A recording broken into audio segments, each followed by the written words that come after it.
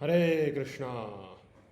तो ये भक्तों का आज के श्रीमद् भागवतम के चर्चा सत्र में स्वागत है। तो हम श्रीमद् भागवत के चतुर्थ स्कंद के 30वें अध्याय के ऊपर चर्चा कर रहे हैं, जिसका शीर्षक है प्रचेताओं के कार्यकलाप, द एक्टिविटीज़ ऑफ प्रचेतास। तो उसमें हम श्लोक क्रमांक 42 तक देख चुके हैं और आज 43वें श्लोक से हम आगे चर्चा प्रारंभ करेंगे। तो जैसा हमने पिछले के सत्र में चर्चा किया था कि किस प्रकार जो प्रचेता है, भगवान उनकी तपस्या से प्रसन्न होकर उनको आते हैं, दर्शन देते हैं, देन प्रचेता स्तुतियाँ प्रारंभ करते हैं। देन लास्ट के 2 श्लोक में हमने देखा कि प्रचेता बोलते हैं कि किस प्रकार बड़े बड़े ऋषि मुनि, even lord Brahma, Shiva, they are not able to understand fully. आपको ये जो ब्रह्मा, शिव, महान जो योगी हैं, ये भी आपको नहीं जान पाते हैं अच्छे से कंप्लीटली। लेकिन फिर भी हम अपने सामर्थ्य अनुसार, जितना हमको पता है उसके अपने सामर्थ्य अनुसार हम आपकी स्तुति कर रहे हैं। धनुष्य में देखा है कि इस प्रकार प्रचेता अपने कर्म, अपने जो भी फल हैं, तपस्याओं का फल किस लिए करते हैं? भगवान को अर्पित करते हैं, भगवान की प्रसन्नता के लिए कार्य करते हैं। देन उसके बाद हमने देखा कि वो कंक्लूड करते हैं भगवान के विषय में बोल के। क्या बोलते हैं? समाय है। समाय मतलब भगवान क्या है? इक्वल है, इज इक्वल टू ऑल, समोहम सर्वभूतेषु। देन शुद्धाय, भगवान शुद्ध है, इज नेवर कंटामिनेटेड, कभी वो दूषित नहीं होते। वो भले ही इस पृथ्वी पे आते हैं लेकिन वो तीनों गुणों से प्रभावित नहीं होते। पुरुषाय, ही द सुप्रीम पर्सन, है the supreme personality of God, he the supreme person. ईश्वर परम कृष्ण सचिदानंद विग्रह, ब्रह्मा जी स्वयं बोलते हैं ब्रह्म संहिता में।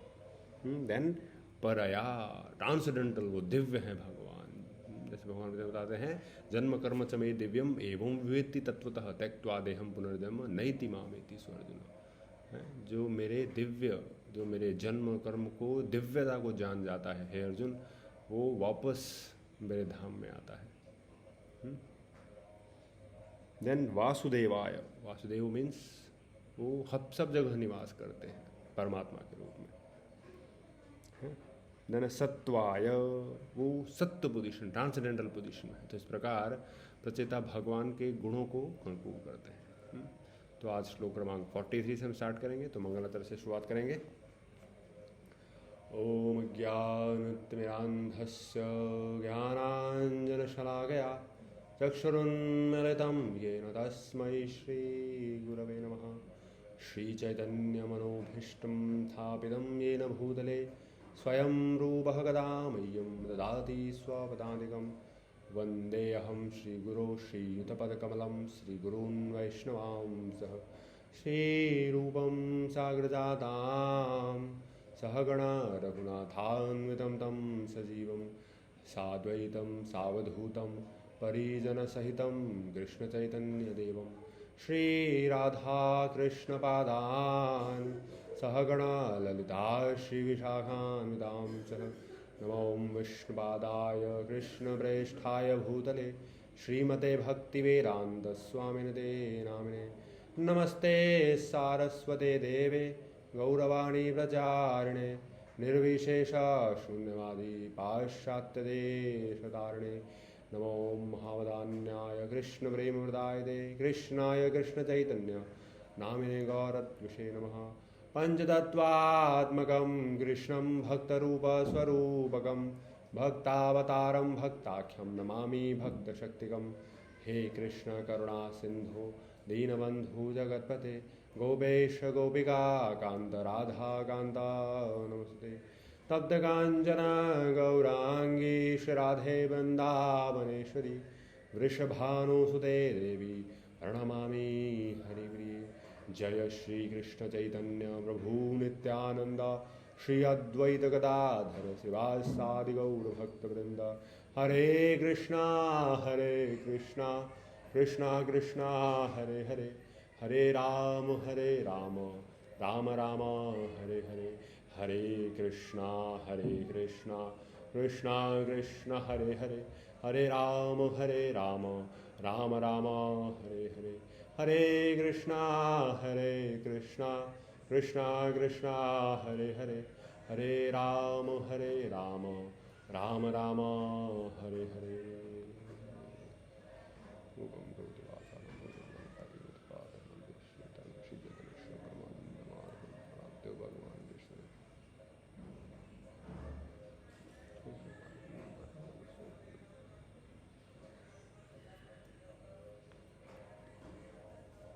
हरे कृष्णा। तो श्लोक क्रमांक 43।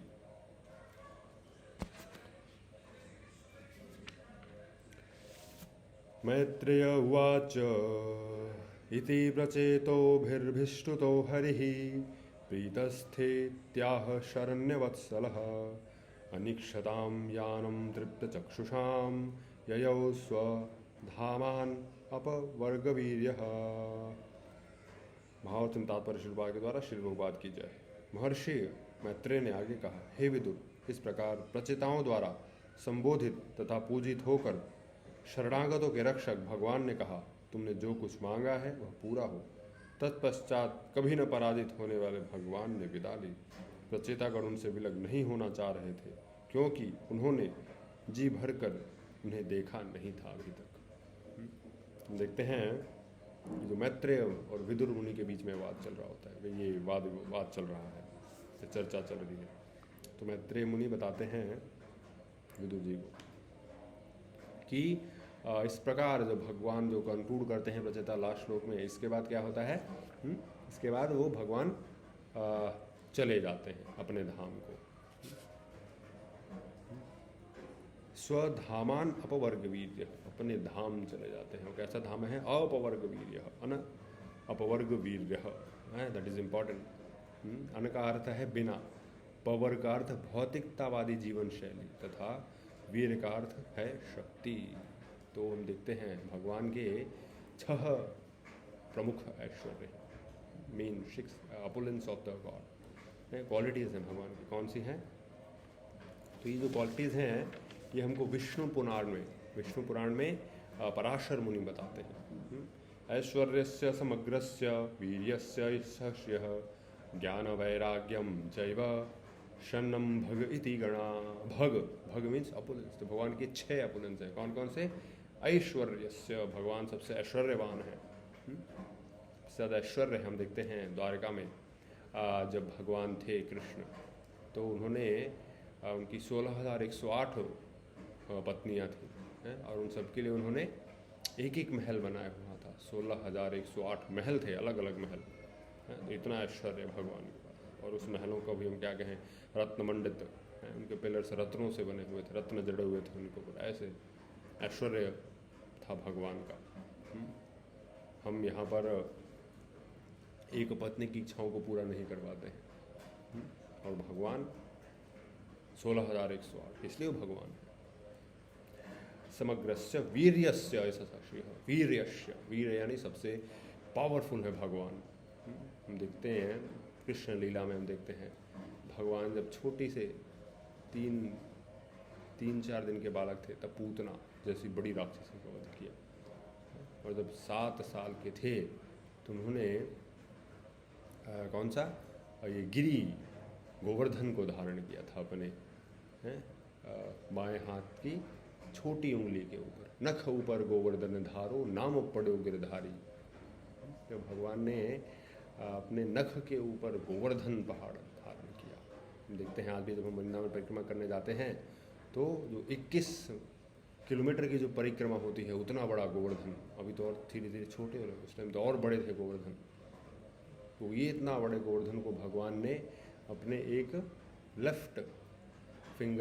लेफ्ट हैंड की जो स्मॉल फिंगर है, लिटिल फिंगर, उसके ऊपर धारण किया था। और वो भी 7 दिन 7 रात, इतने।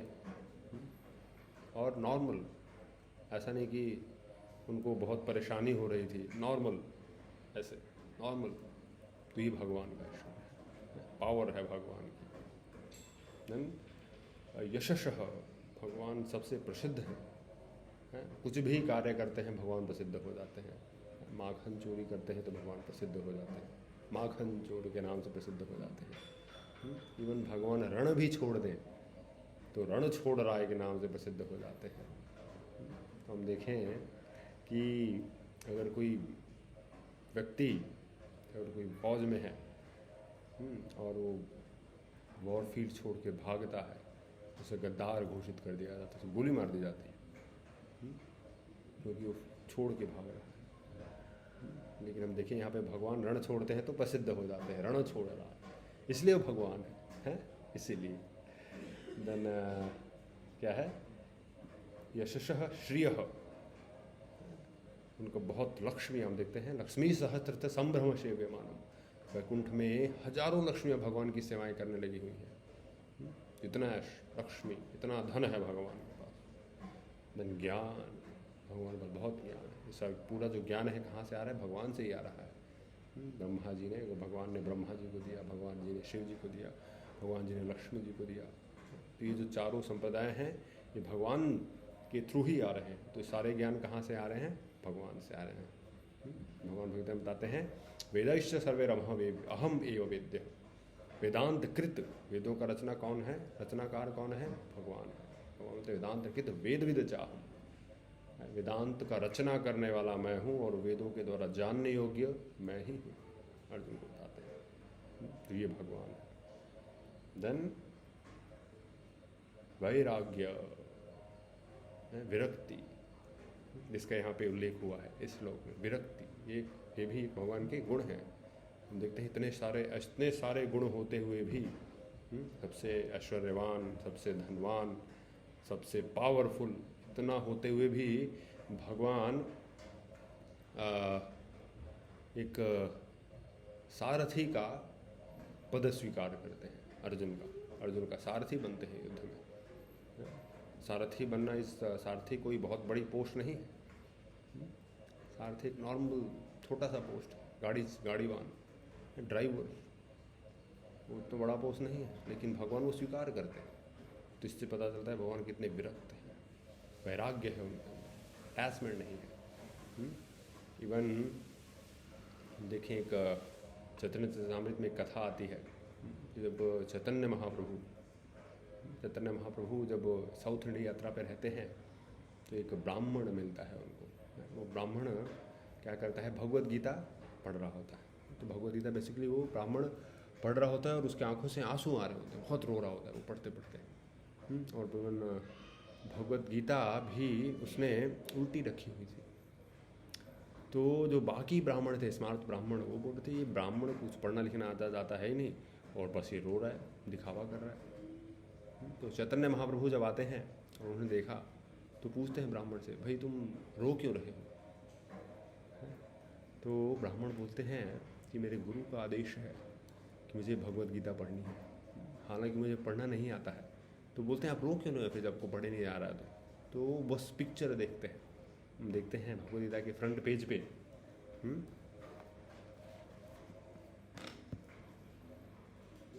भगवद गीता के फ्रंट पेज पे वो पिक्चर है जिसमें भगवान रथ पे बैठे हुए हैं और अर्जुन पीछे हैं। तो वो पिक्चर देख के वो ब्राह्मण बोलते हैं मुझे रोना आता है कि भगवान इतने अखिल कोटि ब्रह्मांड नायक भगवान और भक्तों के वश में, भक्त वत्सल, भक्तों के वश में होके एक ये सारथी का रोल कर रहे हैं। तो ये देख के मेरा हृदय द्रवित हो रहा है, ब्राह्मण बोलते हैं। और मुझे इसलिए उन्होंने कितने अखिल कोटि ब्रह्मांड नायक होते हुए भगवान एक सारथी का रोल स्वीकार करते हैं ऐसा। तो ये भगवान है, इसलिए वो भगवान है कृष्ण। तो यहाँ पे विरक्ति जो है, रिनंसिएशन है, वो यहाँ पे एक प्रभुपाद ने वर्णन किया है कि यद्यपि प्रचेता जो है वो भगवान को जी भर देखना चाह रहे थे। उन्होंने अभी भगवान के अच्छे से दर्शन नहीं किए थे तो और देखना चाह रहे थे भगवान को, लेकिन भगवान क्या हो गए, भगवान अपने धाम चले गए। तो यहाँ पे सूचित होता है, प्रभुपाद लिखते हैं परपट में कि क्योंकि भगवान अपने भक्तों के प्रति अपार दया भाव रखते हैं, लेकिन फिर भी वे किसी से लिप्त नहीं होते। अपार दया भाव रखते हुए हैं, इसीलिए सभी के साथ दया भाव रखते हैं, लेकिन फिर भी किसी के साथ अटैच नहीं होते। प्रभुपाद ने चैतन्य चरितामृत का एक कोट किया है, जब चैतन्य महाप्रभु भी जब अद्वैत आचार्य के साथ शांतिपुर में रह रहे थे, है ना, संन्यास के बाद, तो सब जो भक्त चाह रहे थे वहाँ पे कि चैतन्य महाप्रभु थोड़े दिन और रुके वहाँ पे, लेकिन चैतन्य महाप्रभु वहाँ से बिना हिचक के, विदाउट एनी सेकेंड थॉट, वो प्रस्थान कर जाते हैं पुरी की तरफ। हम देखते हैं भगवान की जो वैराग्य है वो है। ये वैराग्य उपदेश करता है कि भगवान हालांकि सभी भक्तों पे संभाव रखते हैं, भक्त वत्सल है भगवान, लेकिन ये कि विरक्त भी है, अटैच नहीं होते हैं। देखते हैं कि यहाँ से प्रचितागण भी देखना चाहते हैं, चैतन्य महाप्रभु भी वहाँ पे, सारे भक्तगण चाहते हैं कि चैतन्य महाप्रभु रहें, लेकिन वो वहाँ से पुरी की तरफ प्रस्थान करते हैं। तो ये है भगवान की वृत्ति, ये सारे गुण भगवान। इसलिए भगवान Krishna the supreme personality of God है। कौन है भगवान? इज द पूर्ण पुरुषोत्तम भगवान। ऐसे तो नेक्स्ट श्लोक देखते हैं, टेक्स्ट 44। अथ निर्याय सलीलात् प्रचेतस उदन्वतः वीक्ष्याकुप्यन् द्रुमश्चैच्छन्नां गांगां रोद्धुम इवोत्सृदये। तत्पश्चात सभी प्रचेता समुद्र जल से बाहर निकल गए। तब उन्होंने देखा कि पृथ्वी स्थल पर सारे वृक्ष काफ़ी ऊंचे हो चुके हैं, मानो वे स्वर्ग के मार्ग को रोकना चाहते हो। इन वृक्षों ने सारे पृथ्वी तल को आच्छादित कर रखा था। उस समय प्रचेता अत्यंत कुपित हुए। तो हम देखते हैं उसके बाद जब भगवान चले गए तो प्रचेता क्योंकि जल में रह के तपस्या कर रहे थे, तो जब भगवान उनको बोला कि आपको क्या कहते हैं, जो भी तुमने मांगा हो वह पूरा हो, ऐसा भगवान वर दे के उनको चले जाते हैं। तो उसके बाद फिर वो क्या होता है, जब जल से बाहर निकलते हैं तो देखते हैं कि जो पूरी पृथ्वी है वो कैसे पूरे वृक्षों से भर गई है। और वृक्ष भी कैसे हैं, एकदम विशाल विशाल बड़े हैं, इतने बड़े बड़े वृक्ष मिलते हैं। तो ऐसा लग रहा था कि वो मान लो स्वर्ग तक चले गए हैं, इतने बड़े बड़े वृक्ष हो गए थे, इतने लंबे लंबे वृक्ष वर्णन मिलता है। तो ये देख के प्रचेतागण कुपित हो जाते हैं। कैसे? क्योंकि ये राजा जो प्राचीन भरीषत, इनके पिता, हम देखते हैं इस हमने पहले पिछले अध्याय में देखा कि नारद मुनि के साथ संवाद में वो क्या होता है, वो अपने पुत्रों के आने से पहले ही वो राजपाट छोड़ के चले जाते हैं। तो राज शासन नहीं था, राजा नहीं थे, तो उसके अभाव में क्या हुआ था, कृषि कार्य बंद हो गए थे। और ये जो वृक्ष हैं ये बहुत बड़े हो गए थे। तो सारी जो पृथ्वी है वो वृक्षों से भर गई थी। तो इसलिए ये देखकर कि ये तो वृक्ष इतने बड़े हो गए हैं, तो ये देखकर प्रचेतागण कुपित हो जाते हैं, क्रोध हो जाते हैं, है ना। तो वो क्रोध क्यों होते हैं? क्योंकि जो अब खेती कैसे की, क्योंकि खेती कार्य बंद हो गए थे। तो खेती योग्य जो भूमि है उसको बनाने के लिए, तो ताकि अगर हम देखते हैं कि को वर्णन मिलता है, खेती के लिए क्या करना पड़ता है, हमको समतल भूमि चाहिए, पेड़ पौधे नहीं होने चाहिए वहाँ पे, तभी वहाँ पे खेती की जा सकती है। अगर सब जगह खरपतवार उगाए तो क्या होगा, वहाँ पे खेती नहीं हो पाएगी, कृषि कार्य नहीं हो पाएंगे। तो प्रचेताओं ने सोचा कि तो पूरी पृथ्वी क्या हो गई है, पेड़ों से भर गई है, तो अभी हमको खेती योग्य भूमि चाहिए जहाँ पे खेती हो सके, प्रजा खेती कर सके। तो उसमें वो क्रोधित हो जाते हैं। तो प्रभुपाद पर्व में लिखते हैं कि जंगल तथा, यह सत्य नहीं है कि जंगल तथा वृक्ष बादलों तथा वर्षा को आकर्षित करते हैं, क्योंकि समुद्र के ऊपर भी वर्षा होती है। ये जो कथन है कि पृथ्वी जो पेड़ है उसके कारण वर्षा नहीं, तो हम देखते हैं कि समुद्र के ऊपर वर्षा होती है, समुद्र के ऊपर तो कोई पेड़ है नहीं, वहाँ पे कैसे वर्षा होती है। तो पेड़ हैं, लेकिन सब जगह पेड़ हो जाएंगे तो कैसे कार्य चलेगा। खेती योग्य भूमि चाहिए, है कि नहीं। तो ऐसे, तो इसलिए वो क्या करते हैं, वो क्रोधित हो जाते हैं, है ना। और प्रभुपाद पर्व में लिखते हैं कि अगर हम केवल कृषि कार्य करें, कृषि कार्य और गो रक्षा, तो उससे समाज जो है वो बहुत सुचारू रूप से चल सकता है। कृषि कार्य से अन्न आएगा, गो रक्षा से क्या कहते हैं, गोधन आएगा, दूध दही मक्खन ये सब निकलेगा। तो कृषि कार्य से जो भी होगा, हम देखते हैं कि जो क्या कहते हैं गोकुल, वहाँ पे सब जो है वो गाय पालन ही कर रहे थे और बड़े वो समृद्ध थे गोकुलवासी। होली में हम रंग से खेलते हैं, उधर मक्खन से होली खेली जाती थी, मही दक्खा क्या कहते हैं, दही और मक्खन, ऐसे कितने समृद्ध थे। कैसे थे, गो रक्षा है, तो भगवान को गो बहुत पसंद है, इसलिए गोपाल, गोविंद ये उनके नाम है। तो गोपाल, गोरक्षा, कृषि गोरक्षा वाणिज्यम वैश्य कर्म स्वभावजम। वैश्य का कर्म यहाँ पे क्या है, क्योंकि जो गोकुल थे वो सारे वैश्य थे, तो वहाँ पे वो कृषि, गोरक्षा और वाणिज्य, व्यापार ये करते थे, और इसी से वो समृद्ध थे पूरे। तो केवल कृषि कार्य हम करें, तो हालांकि इतनी सारी जो फैक्ट्रियाँ बन रही हैं, फैक्ट्रियों से अनाज उत्पन्न नहीं हो सकता है। फैक्ट्रियों में जो मशीनें बन रही हैं, मशीनों को जो हम नहीं खा सकते हैं, क्या खाएंगे हम? अन्न ही खाएंगे। बड़े ही कितनी बड़ी बड़ी मशीनें आ जाएं, हम खाएंगे क्या? पेट किससे भरेगा? अन्न से ही है, अन्न ही चाहिए। और अन्न कहाँ से उत्पन्न होता है? कृषि कार्य से है। तो श्रीमद् भगवद गीता के 3रे अध्याय में एक श्लोक आता है, प्रभुपाद ने वर्णन किया है, अन्नाद भवन्ति भूतानि पर्जन्य अन्नाद संभव, यज्ञाद भवति पर्जन्यो यज्ञ कर्म समुद्भव। यानी ये वर्षा, जो अन्न है वो कैसे होता है। देखते हैं कि सारे जीव अन्नाद भवन्ति भूतानि, तो सारे जीव किस पे डिपेंड करते हैं? अन्न के ऊपर है। अन्न में प्राण है। देखते हैं अन्न हम नहीं खाएं तो क्या होगा? कुछ दिनों में दुबले पतले हो गए चले जाएंगे, है कि नहीं? तो अन्न क्या है? जरूरी है जीव के लिए है। और अन्न कैसे आता है? पर्जन्याद अन्न संभव, वर्षा से अन्न आता है। जब वर्षा होती है खेती में, तब जाके वो अन्न उत्पन्न होता है। तो वर्षा कैसे आती है? यज्ञाद भवन्ति पर्जन्यो, यज्ञ करने से वर्षा होती है। और यज्ञ कैसे होते हैं? यज्ञ कर्म समुद्भव, स्वधर्म स्वकर्म से यज्ञ होते हैं। जब व्यक्ति कर्म, जब यदि यज्ञ करता है, उस यज्ञ के प्रभाव से वर्षा होती है। तो यज्ञ करने से क्या होगा? मनुष्य को प्रचुर मात्रा में वर्षा होगी और अन्न प्राप्त होगा यज्ञ करने से। तो ऐसे देखते हैं क्या कहते हैं, गोकुल लीला में, भगवान कृष्ण लीला में देखते हैं किस प्रकार जब गिरि गोवर्धन की पूजा है, जब सारे गोकुलवासी जब इंद्र की पूजा करते हैं, वो किस लिए पूजा कर रहे थे? वो ताकि इंद्र वर्षा दें।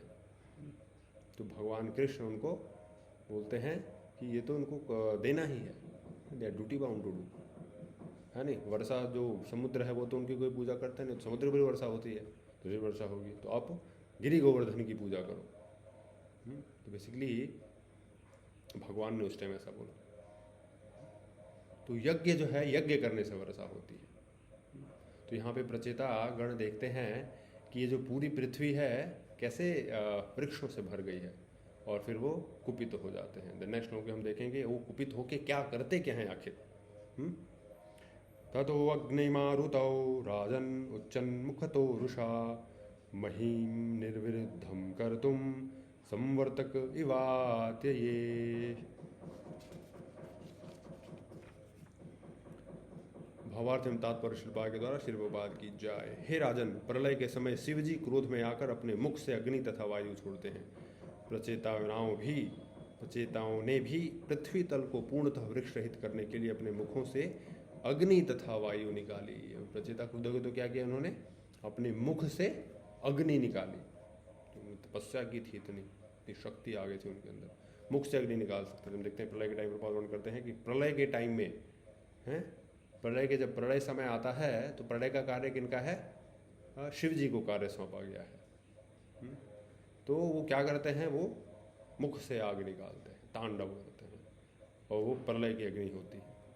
तो यहाँ पे प्रचेतागण भी बहुत क्रुद्ध हो जाते हैं इतने बड़े वृक्षों को देखकर, और वो अपने मुख से अग्नि निकालते हैं और पेड़ों को जलाने लग जाते हैं। तो ये बात समझना होगा कि वो किस लिए कर रहे थे बेसिकली, ताकि जो कृषि योग्य भूमि बनाई जा सके, क्योंकि सब जगह पेड़ आ गए थे। तो इस चक्कर में उन्होंने क्या किया? वो मुख से अग्नि निकाला और सारे वृक्ष धू धू करके जलने लगे। तो प्रभुपाद पर्व में लिखते हैं, विश्वनाथ, इस प्रसंग में श्रील विश्वनाथ चक्रवर्ती ठाकुर की टीका है कि धीर कभी कुपित नहीं होता, क्योंकि वह सदा भक्ति में स्थित रहता है। क्योंकि महान भक्त अपनी इंद्रियों को वश में रख सकते हैं, अतः भक्त को राजन कहकर संबोधित किया जा सकता है। राजा प्रजा को वश में करके कई प्रकार से अपना शासन चलाता है। इस प्रकार जो अपनी इंद्रियों को वश में रख सके वह अपनी इंद्रियों का राजा है। तो जो अपनी जो एक भक्त रहता है, जो धीर पुरुष रहता है, वो क्या करता है, अपनी इंद्रियों को वश में रखता है। और राजा जो रहता है वो भी क्या करता है, अनेक प्रकार से इंद्रियों को वश में करके शासन चलाता है। शासन चलाने के लिए ज़रूरी है। तो यहाँ पे हम देखें तो प्रचेता क्या कर रहे थे, क्योंकि कृषि योग्य भूमि चाहिए थी, इसलिए वो कुपित हो गए कि भाई अब कृषि कहाँ होगी जब सब जगह वृक्ष ही बड़े बड़े हो जाएंगे। तो इसलिए इनको जला देना चाहिए। देन जो स्वामी या गोस्वामी कौन कहलाता है, जिसको अपनी इंद्रियों पे कंट्रोल होता है। तो यहाँ पे जो विदुर हैं, वो क्या कहते हैं, मैत्रेय ऋषि हैं, वो राजन संबोधित कर रहे हैं, क्योंकि विदुर क्या थे, धीर पुरुष थे, ऐसे। तो इस प्रकार जब क्रोधित हो जाते हैं प्रचेतागण तो अग्नि मुख से निकालते हैं। तो ये जब जैसे निकलते सारे विष्णु धुनु करने लग जाते हैं। तो फिर ये बात जो है ब्रह्मा जी तक पता चल जाती है, क्योंकि ब्रह्मा जी क्या है, इस ब्रह्मांड के पालक हैं, इज द सेकेंडरी क्रिएटर। वो इस ब्रह्मांड की निर्मिति, primary creator is the Krishna, secondary creator Brahma ji, engineer, chief engineer हैं, जो इस बिल्डिंग का, इस ब्रह्मांड का जो बाकी जीवों को उत्पन्न करना, ये सब ब्रह्मा जी का कार्य है, देखभाल करना। तो जब आते हैं ब्रह्मा जी, निर्माण करना बेसिकली, देखभाल का कार्य तो विष्णु है, विष्णु जी का है। तो ब्रह्मा जी किसका कार्य करते हैं, मेकिंग का कार्य करते हैं। तो ये जब देखते हैं ब्रह्मा जी तो क्या करते हैं, उनको आना पड़ता है। ये सब अगले श्लोक में देखेंगे। भस्मसात् क्रियमाणानां स्तान्द्रुमान् वीक्ष्य पितामह आगतः शम्यमास पुत्रान् बहिष्मतो नये। यह देखकर कि पृथ्वी के सारे वृक्ष जलकर राख हो रहे हैं, ब्रह्मा जी तुरंत बहिष्मान के पुत्रों के पास आए और उन्होंने तर्कपूर्ण शब्दों से उन्हें शांत किया। हम देखते हैं कि जब भी कोई घटना अनकंट्रोल्ड हो जाती है तो ब्रह्मा जी आते हैं। तो प्रपात प्रमाण करते हैं किस प्रकार जब हिरण्यकशिपु भी जब वो तपस्या करता है 100 दिव्य वर्षों तक, हैं, एक अंगूठे पे खड़ा रह के, तो पूरा जो ब्रह्मांड है क्या हो जाता है, उसके तप की अग्नि से जलने लगता है। और तब सारे देवता ब्रह्मा जी के पास जाते हैं और बोलते हैं कि कैसे अग्नि है, उनको जला रही है। तो फिर ब्रह्मा जी आते हैं और हिरण्यकशिपु को जानते हैं सब आगे कथा कि कैसे वो उसको वरदान देते हैं, उसको शांत करते हैं। तो ब्रह्मा जी आते हैं अभी यहाँ पे, क्योंकि सारी पृथ्वी क्या हो गई थी, वृक्ष विहीन होने के लिए इन्होंने प्रचेताओं ने आग लगा दी थी। तो ये सब देख के ब्रह्मा जी चिंतित हो जाते हैं, फटाफट आ जाते हैं। हम नॉर्मल भी देखते हैं, एक घर में, अपने ही घर में हम देखें हैं कि जो घर का मुखिया रहता है, वो अगर नीचे अगर कोई बच्चे अगर कोई कुछ कार्य करे हैं, कुछ गलत कार्य करे, तो क्या होता है, मुखिया तुरंत आ जाता है समझाने के लिए कि नहीं ऐसे नहीं करना चाहिए, ये कार्य का गलत है, तो आपको ऐसे नहीं करना चाहिए, हैं, ये आपके लिए अच्छा नहीं है, हम सब के लिए अच्छा नहीं है ये कार्य। तो वैसे ही जब ये खबर मिलती है ब्रह्मा जी को कि किस प्रकार सारे पृथ्वी के जो वृक्ष हैं जल रहे हैं, तो फिर ब्रह्मा जी आ जाते हैं और उनको तर्कपूर्ण, उनको तर्क युक्ति उनको समझाते हैं कि आपको ऐसा नहीं करना चाहिए, वृक्ष है। और ये सब जब ब्रह्मा जी समझाते हैं तो जो प्रचेता हैं वो क्या हो जाते हैं, मान जाते हैं। और फिर आगे हम देखेंगे किस प्रकार वो जो वृक्ष हैं, वृक्ष भी आके क्या करते हैं, वृक्ष के जो अधिष्ठाता देव हैं वो भी आके क्षमा मांगते हैं इतने ग्रो होने के लिए। और फिर वो अपनी पुत्री को मारिशा, जो हमने पिछले अध्याय में देखा कि इस प्रकार प्रमलोचा ऋषि और प्रमलोचा अप्सरा और कंडू ऋषि के संयोग से उत्पन्न हुई जो पुत्री थी, जो उन्होंने वहीं पे छोड़ दिया था उस जंगल में, हैं। देन वो जब रो रही थी तो चंद्र ने अपनी उंगली उनके मुंह में डाल दी, तो उससे वो उनका पालन पोषण हुआ, है। तो मारिशा, तो उनसे वो भी जो वृक्ष हैं, अपनी कन्या इनको अर्पण करते हैं तो उनका विवाह होता है। देन फिर वो हम अगले सत्र में देखेंगे। बहुत बहुत धन्यवाद। हरे कृष्णा। श्री ग्रंथराज श्रीमद् भागवतम की जय। उपस्थित सभी भक्त वृंद की जय। निताय गौर प्रेमानंदी। हरि हरि बोल। जय जय श्री राधे श्याम।